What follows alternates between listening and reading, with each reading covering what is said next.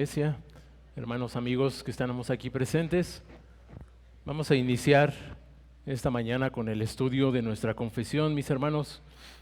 Vamos a ponerlo delante del Señor como muestra de esa dependencia que tenemos de Él. Vamos a orar, hermanos. Señor y Padre nuestro, te damos muchas gracias porque nos has dado vida, Señor, para poder estar aquí reunidos, seguir aprendiendo acerca de ti, Señor, acerca de tus cualidades, de tus atributos, de tu naturaleza. Permítenos, Señor, que lo que hoy aprendamos afecte de tal manera nuestro corazón que nos lleve a adorarte cada vez mejor, Señor. Reconocemos nuestra humana debilidad y al mismo tiempo reconocemos el poder de tu Espíritu en nosotros y en medio de nosotros para cumplir, Señor, con este deber que tenemos delante de ti. Así es que, Señor, encomendamos nuestras almas en tus manos y te pedimos bendición para transmitir estas verdades y para recibirlas, Señor. En nombre de Jesús, amén. Hermanos, quiero comenzar este estudio dirigiéndome a los niños. ¿Recuerdan cuál fue la pregunta del catecismo que debían ustedes estudiar para esta tarde? Sí, esa pregunta era la pregunta 3, ¿verdad? Que decía, ¿qué más ha creado Dios? ¿Qué más creó Dios? ¿Y se acuerdan de la respuesta? La respuesta es que Dios creó todas las cosas. Esta respuesta, hermanos, de que Dios creó todas las cosas, nos hablan de la relación entre el Creador y sus criaturas. De esta manera, hermanos, nuestra confesión en el capítulo 2, párrafo 2, que se titula De Dios y de la Santa Trinidad, trata precisamente del tema de la relación entre Dios y su creación, entre Dios y sus criaturas. Y hermanos, la estructura que quiero seguir para este estudio es según el orden en que aparecen algunos de los atributos ahí en el párrafo 2. Por ejemplo, primero nos habla acerca de su aceidad, después de su soberanía. También el párrafo nos presenta el conocimiento de Dios y termina también hablando de su santidad y de nuestro deber hacia Él en respuesta a estos atributos. Hermanos, algunos de estos atributos ya se abordaron en el párrafo 1 la semana pasada, pero la diferencia en este párrafo 2 es que se hablan en relación con sus criaturas, los atributos de Dios en relación con sus criaturas. Así es que comencemos, hermanos, con la aceidad de Dios. Como ya vimos la semana pasada con el hermano Frank, se dice que Dios es aceo de sí mismo, porque Él no depende de nada ni de nadie para ser. Dios no deriva su ser de algo externo a Él, sino que es de sí mismo. A eso se refiere su aceidad, que Dios es de sí mismo. No depende de nada ni de nadie para existir. Él es el único ser autoexistente. Y nuevamente, pequeños, si Dios creó todas las cosas, entonces, ¿quién creó a Dios? La respuesta es nadie. Nadie, porque Él no es una criatura como nosotros. Él es el creador. Y hay una diferencia de naturalezas. Nosotros somos criaturas, Él es el creador. Por eso es que Él no pudo ser creado. Si alguien hubiera creado a Dios, ese que hubiera creado a Dios sería Dios. Pero a Dios nadie lo creó, sino Él es el creador. Hermanos, esta aceidad de Dios también es conocida como la independencia de Dios o la autosuficiencia de Dios. Y esto nos demuestra cuán distinto es a sus criaturas en su naturaleza.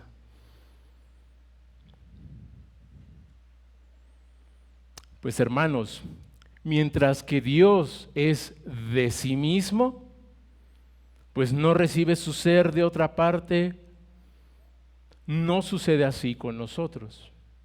Nosotros sí recibimos nuestro ser de parte de Dios. Nosotros no somos autoexistentes, ni nosotros, ni los ángeles, ni ninguna otra criatura. Todos derivamos nuestro ser de Dios, del Creador. Podemos decir entonces que nosotros como criaturas no somos de nosotros mismos, sino que somos de Dios. Dios es independiente porque Él no depende de nada externo para ser, ni para existir. Pero nosotros como sus criaturas no existimos por nosotros mismos, sino que dependemos de la existencia de Dios. Dios es autosuficiente porque no necesita de nadie ni de nada. Pero nosotros sí necesitamos a Dios. Sin Dios, simplemente nosotros no existiríamos. Como bien dice, hermanos, el versículo del Evangelio de Juan que también los niños tuvieron que memorizar para esta tarde. ¿Se acuerdan de Juan 1:3? Todas las cosas por Él fueron hechas y sin Él nada de lo que fue hecho, de lo que ha sido hecho, fue hecho.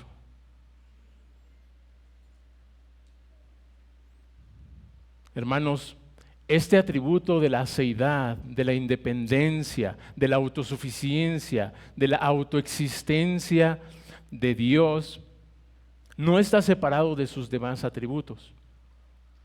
Como ya nos dijo el hermano Frank la semana pasada, Dios no está formado por partes, por distintos atributos, sino que Él es todos y cada uno de sus atributos al mismo tiempo. Y en esto, hermanos, podemos ver la relación, la interrelación que hay entre los atributos de Dios. Como bien dice, hermanos, el párrafo, si lo tienen ustedes allí en sus confesiones, el párrafo 2 del capítulo 2, que comienza diciendo: Dios, teniendo en sí mismo y de sí mismo toda vida, gloria, bondad y bienaventuranza, es el único todo suficiente, en sí mismo y para sí mismo, no teniendo necesidad de ninguna de las criaturas que ha hecho, ni derivando ninguna gloria de ellas. Esta es una buena definición de la aceidad de Dios. Pues hermanos, cuando dice la vida, gloria, bondad y bienaventuranza de Dios, estas son de Él mismo. Estos atributos son de sí mismo. De tal manera que para que Él exprese estas cualidades, no necesita de sus criaturas, ni siquiera para expresarlas. Es decir, hermanos, la vida de Dios es independiente de la vida de sus criaturas. Dios puede vivir sin nosotros, pero nosotros no podemos vivir sin Dios. Esto nos muestra que solamente Dios es el único ser necesario. Todas sus criaturas son contingentes. ¿Qué quiere decir esto? Que nosotros podíamos o no podemos existir, pero Dios es el único ser necesario porque Él no puede no existir. En Él solamente está la posibilidad de la existencia. Es el único ser necesario. Además, la gloria de Dios es de sí mismo y no depende de sus criaturas, de que éstas lo reconozcan. La gloria de Dios mana de Él y nosotros ni le aumentamos ni le disminuimos nada de su propia gloria. De hecho, hermanos, cuando decimos que nosotros le damos gloria a Dios, no es que nosotros le añadamos algo a su ser, sino que cuando nosotros damos gloria a Dios, simplemente estamos reconociendo la gloria que es intrínseca a su ser. Además, nos muestra el párrafo la bondad de Dios. Él no necesita de sus criaturas para demostrar que Él es bueno.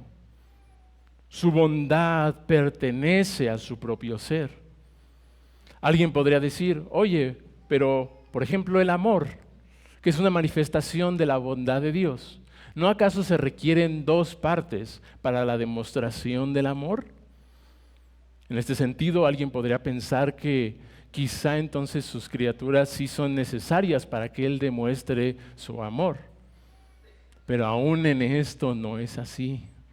Porque recordemos que Dios es un solo Dios y es tres personas, tres subsistencias. Y Dios muestra su amor para consigo mismo en esa interrelación de las personas de la Trinidad. Por eso ni siquiera en la demostración del amor necesita de sus criaturas. Él es un ser trino.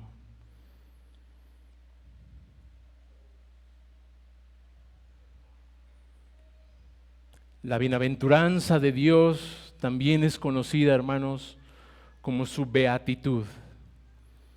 Y esto significa la plenitud absoluta de vida, gozo y perfección de que Dios goza. Él no necesita de sus criaturas para ser pleno. No necesita de sus criaturas para ser completamente feliz. Él es feliz en sí mismo. Él es un ser beato, completo, feliz en sí mismo. Cuando Dios creó al hombre, hermanos, alguien quizá confundido podría pensar, podría imaginar que quizá Dios se sentía solo o que quizá Dios tenía que demostrar sus atributos en algunos objetos, en algunas personas, para que Él fuera conocido. Sin embargo, como leemos en el párrafo, es verdad que Él refleja su gloria, sus atributos en sus criaturas, por medio de ellas, hacia ellas y sobre ellas. Sin embargo, estas perfecciones nacen de Él. Él no tiene necesidad de nada, ni de demostrar esto, porque esto lo tiene en su propio ser y lo demuestra en esa relación entre las personas de la Trinidad. Porque, hermanos, Dios no solamente tiene vida, sino que Él es la vida. Dios no solamente demuestra bondad, sino que Él es la bondad. Y así con todos sus atributos. Como sigue diciendo el párrafo, sino manifestando solamente su propia gloria en ellas, por medio de ellas, hacia ellas y sobre ellas. Él es la única fuente de todo ser, de quien, por medio de quien y para quien son todas las cosas. Y así, hermanos, pasamos ahora a la soberanía de Dios.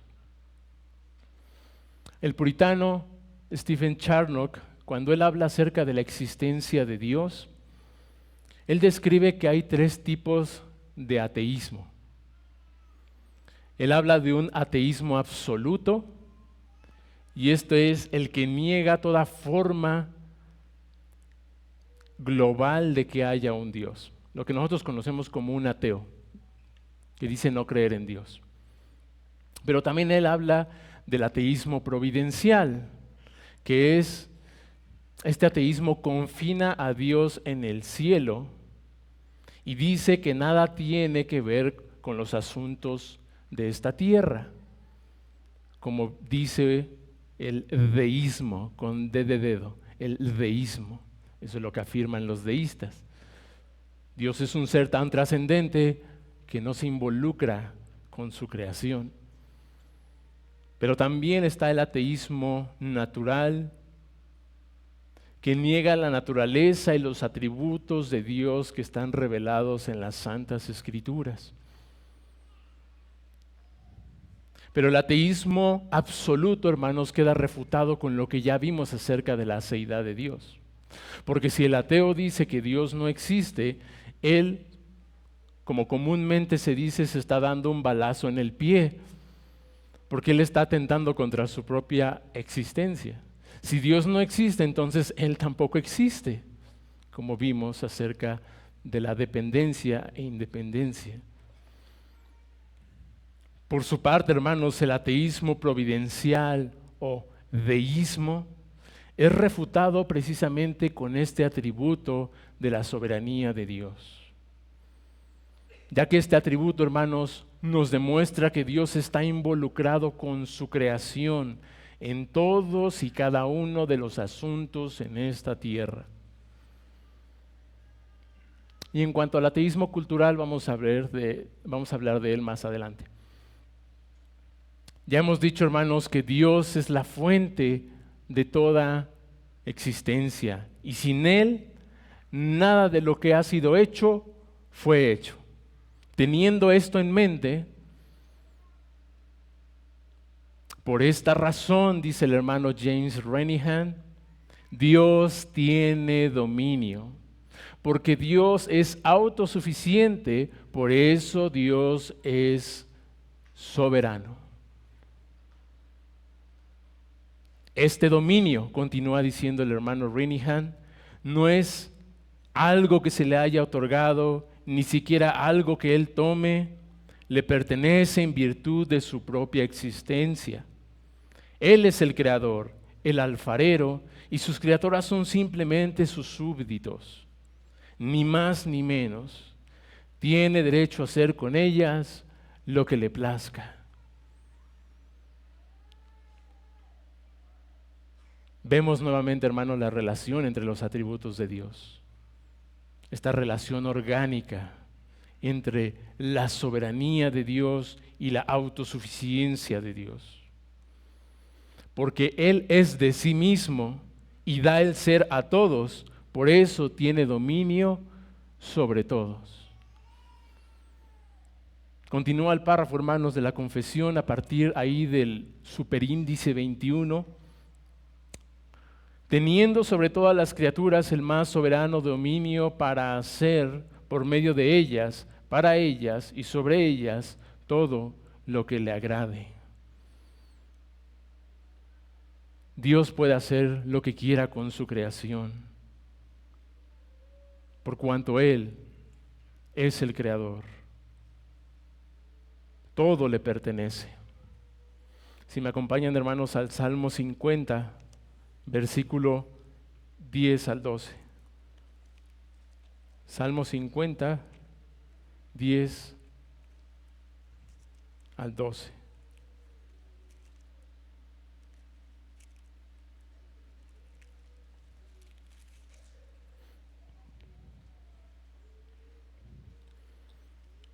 Dice, porque mía es toda bestia del bosque y los millares de animales en los collados.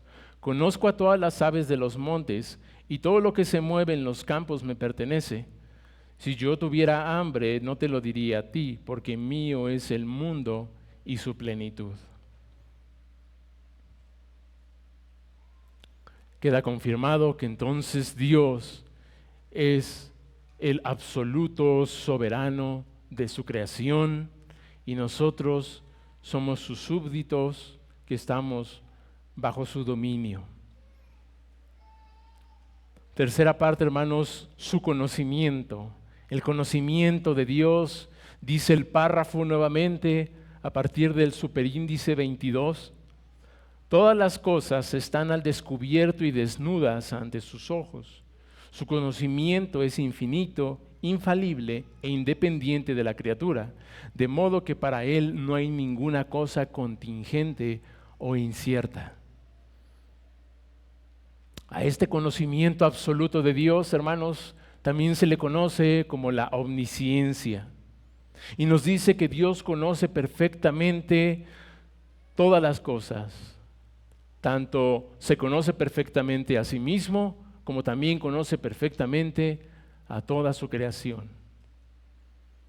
¿Acaso Dios conoce como nosotros conocemos? Él hace un estudio de sí mismo y de las cosas, hace deducciones, va aprendiendo de esto, va mejorando en su conocimiento. Ya lo hemos dicho en otros estudios que no. Él no conoce como nosotros, Él no es como nosotros. Dios conoce perfectamente todas las cosas porque Él es el creador en un solo acto. Como dice Romanos 11, 34 al 36. Porque ¿quién entendió la mente del Señor? ¿O quién fue su consejero? ¿O quién le dio a Él primero para que le fuese recompensado? Porque de Él y para Él son todas las cosas. A Él sea la gloria por los siglos de los siglos. Amén. Ahora, hermanos, este párrafo dice que para Dios no hay ninguna cosa contingente o incierta. Esto se refiere a que para Dios no hay sorpresas, ni eventos que escapen de su conocimiento o de su control. Él tiene el dominio absoluto de todo. Por ejemplo, imagina que juega tu equipo favorito. Para ti el resultado es contingente, porque o tu equipo puede ganar, o puede perder, o puede empatar. Esto es contingente. El resultado es incierto. No tenemos plena certeza de lo que va a suceder con nuestro equipo.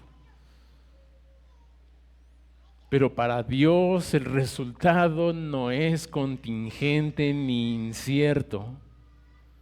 Él lo conoce perfectamente desde la eternidad. Para Dios no hay duda ni sorpresa sobre lo que ocurrirá en el futuro. Así lo expresa el autor de Hebreos, si me acompañan a Hebreos 4:13. Carta a los Hebreos, capítulo 4, versículo 13.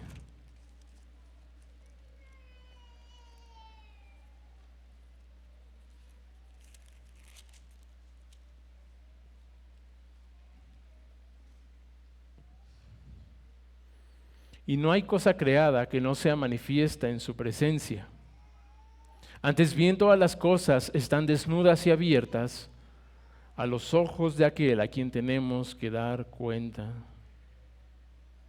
Hermanos, puesto que nosotros como sus criaturas tenemos que dar cuenta al Creador, termina el párrafo diciendo cuál es esa respuesta que debemos a este Señor por sus atributos, por sus excelencias, por su naturaleza. Punto número 4, su santidad y nuestro deber hacia Él. El ateísmo natural de que hablaba el hermano Charnock, ¿se acuerdan que hablamos de los 3 tipos de ateísmo? El tercero, el ateísmo natural, que menciona que dice que niega la naturaleza, los atributos de Dios que son mencionados en su santa palabra. Nos dice el hermano Charnock que este es el más común y sutil, pues aún muchos miembros de iglesias que confiesan que hay un Dios pueden negarse a adorarlo como respuesta a sus atributos.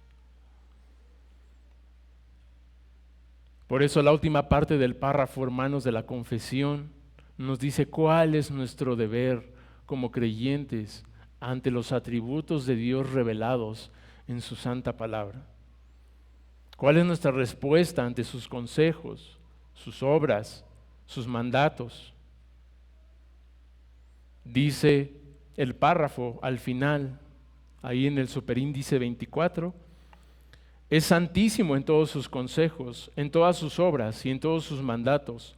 A Él se le debe, por parte de los ángeles y los hombres, toda adoración, todo servicio u obediencia que como criaturas deben al Creador, y cualquier cosa adicional que a Él le plazca demandar de ellos. Si Dios, hermanos, es el único autoexistente, soberano, omnisciente, entonces se dice que Él es santo en el sentido de que está apartado de su creación, en el sentido de que Él es diferente a su creación. No como los deístas que dicen que Él está tan apartado que no se involucra con su creación, sino en el sentido de su naturaleza, que Él es distinto a nosotros, por eso Él es santísimo. La existencia de Dios es santa, porque Él es el único autoexistente. La soberanía de Dios es santa, porque solo Él tiene el dominio absoluto. El conocimiento de Dios es santo, porque tal conocimiento es infinito, infalible e independiente de sus criaturas. Pero el párrafo no dice que Dios es santo, sino santísimo, un superlativo que remarca que su santidad es perfecta, absoluta y única. Esta santidad, estos atributos se manifiestan en sus consejos, en sus obras, en sus mandatos. Y por esta razón gloriosa, hermanos, el párrafo concluye diciendo cuál es el deber nuestro, tanto de ángeles como de hombres. Es en toda adoración, todo servicio u obediencia y cualquier cosa que a Él le plazca demandarnos. Y como aplicaciones, hermanos, quiero tomar estos deberes. Nuestro deber de toda adoración. Amado amigo, si tú, aunque no seas cristiano, como criatura de Dios, tú debes adorarlo únicamente a Él, ni a nada, ni a nadie más. ¿A qué cosa, amado amigo, le estás entregando hoy tu fuerza, tus recursos, tus afectos, tu energía? Si no es a Dios, entonces estás fallando en tu deber para con tu Creador. Hermano, estudiar los atributos de Dios en su santa palabra nos va a conducir a una mejor adoración, sin duda. Si en algo estamos fallando a este deber, ocupémonos en conocerle cada vez más, de tal manera que ese celo por su gloria crezca cada vez más, nos motive en nuestros actos de adoración, tanto en los personales como también en los públicos, en la iglesia. Ahora, en cuanto a nuestro deber de todo servicio u obediencia, amado amigo, que no profesas la fe en Cristo, precisamente ese es el primer acto de tu obediencia que tú debes hacer.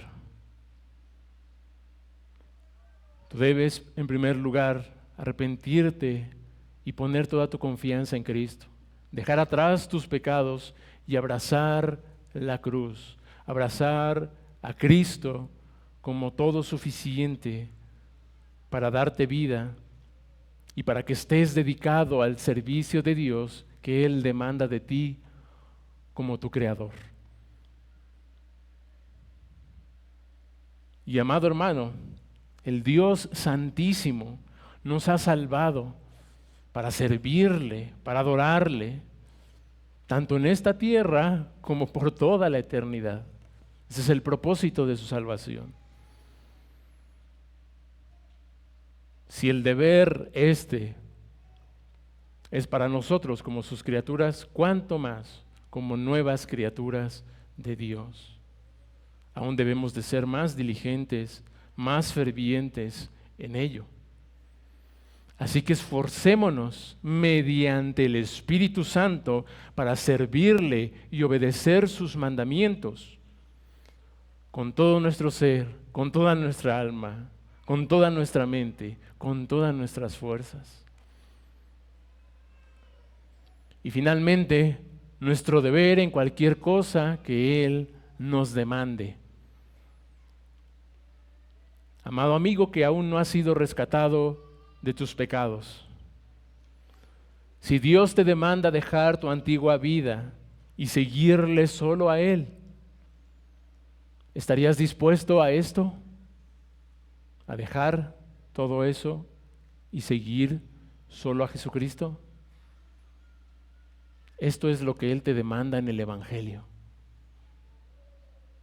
Así es que, amado amigo, presta mucha atención a lo que hoy Dios te va a decir a través de la meditación, a través del sermón. Atiende a este llamado que Dios te hace solemnemente en su santo día.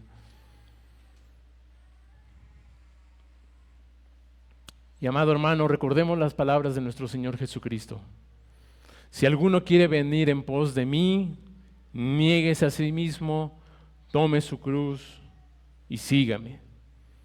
Este es un llamado a morir a nosotros mismos y a vivir para Dios todos los días.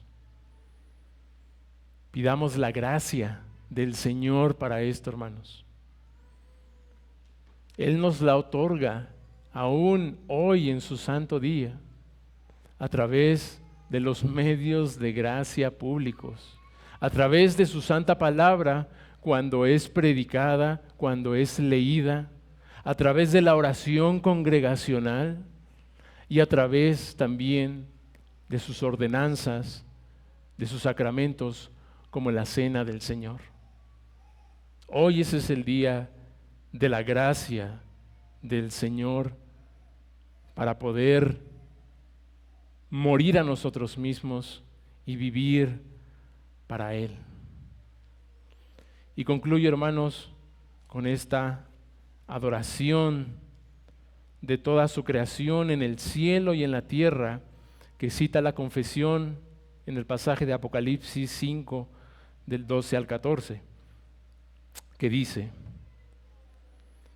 hablando de los ángeles, que dice que decían a gran voz, el Cordero que fue inmolado es digno de tomar el poder, las riquezas, la sabiduría, la fortaleza, la honra, la gloria y la alabanza. Y a todo lo creado que está en el cielo y sobre la tierra y debajo de la tierra y en el mar, y a todas las cosas que en ellos hay, oí decir, al que está sentado en el trono y al Cordero, sea la alabanza, la honra, la gloria y el poder por los siglos de los siglos. Los 4 seres vivientes decían, amén, y los 24 ancianos se postraron sobre sus rostros y adoraron al que vive por los siglos de los siglos. Amén. Hemos terminado, hermanos. Vamos a prepararnos para la adoración.